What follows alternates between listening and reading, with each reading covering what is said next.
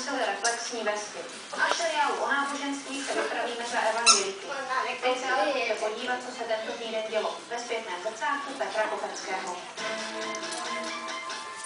Tenhle týden jste si nejspíš otevírali první okénka adventního kalendáře a mohli jste si taky užívat sněhovou nadílku na kouzání nebo koulování. V dopravě ale sněhové přívaly způsobily tradiční problémy.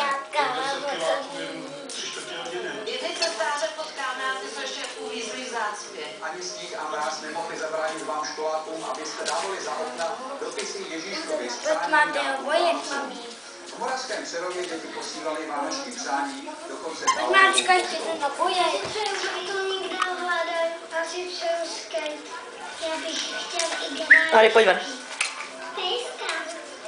Já bych chtěl... Ari, pojď ven.